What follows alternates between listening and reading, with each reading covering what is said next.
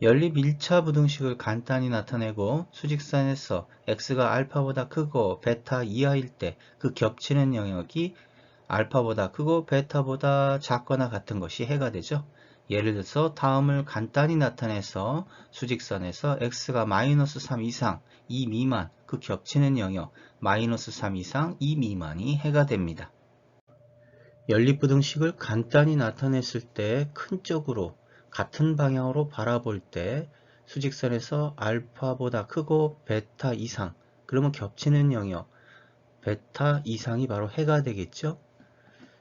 반대로 알파보다 작은 쪽, 베타보다 작은 쪽으로 같은 방향으로 바라볼 때 알파 미만, 베타 이하, 그때 겹치는 영역 x는 알파 미만이 되겠죠. 이와 같이 같은 방향으로 바라볼 때는 한쪽이 다른 쪽을 포함하는 형태로 나타납니다.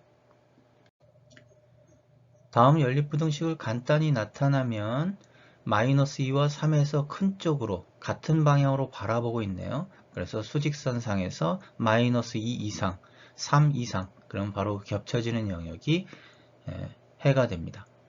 이번 문제에서는 마찬가지로 간단히 나타냈을 때 1과 4에서 작은 방향 쪽으로 같은 방향으로 바라보네요. 그래서 1 미만, 4 미만, 이때 겹쳐지는 영역이 다음과 같이 해가 됩니다.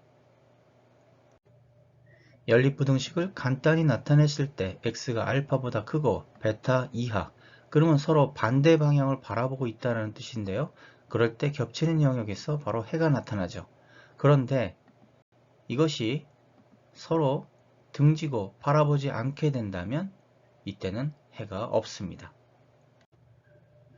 다음 연립부등식을 간단히 나타내면 마이너스 2에서 큰 쪽과 3에서 작은 쪽 서로 반대 방향을 바라보게 되겠죠. 수직선에서 다음과 같이 마이너스 2 이상, 3 미만, 이때 겹쳐지는 영역이 바로 해가 됩니다.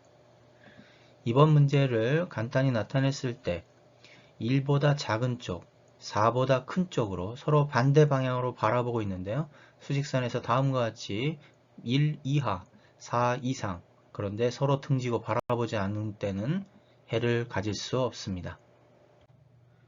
A보다 B가 크고 B보다 C가 크거나 같을 때 당연히 A보다 C가 큽니다. 3단 논법이죠. 옳은 표현입니다. 그러나 연립부등식에서는 사용할 수 없습니다.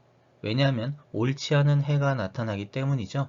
그래서 연립부등식은 연속해서 A보다 B가 크고 B보다 C가 크거나 같다라고 해서 풀어야만 합니다.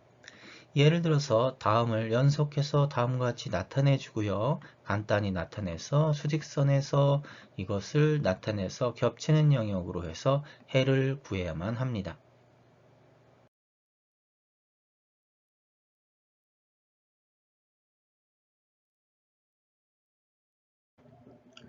연립 1차 부등식의 특수에는 해가 없다. 이 연립 부등식이 서로 반대 방향을 바라보게 되면 해가 없는 상태가 됩니다. 이 연립 부등식에는 등호가 없고요. 여기 연립 부등식에는 등호가 한쪽에만 있습니다. 그랬을 때 알파와 베타가 같아지면 이 두 부등식이 서로 만나게 될 텐데요. 그때 그 만나는 지점을 서로 공유하지 못합니다. 왜냐하면 한쪽에는 등호가 없고 한쪽에는 등호가 있기 때문에 그렇습니다. 그래서 이때도 해가 없는 상태가 되겠죠. 그런데 다음과 같이 연립부등식의 등호가 양쪽에 동일하게 있다고 한다면 알파와 베타가 같아졌을 때 바로 이 두 연립부등식은 일치하게 되면서 바로 그 일치하는 지점, 즉 x가 알파에서 하나의 근을 갖게 됩니다. 어쩌면 연립부등식에서 하나의 흐를 갖는 것도 특수해라고 할 수 있겠죠.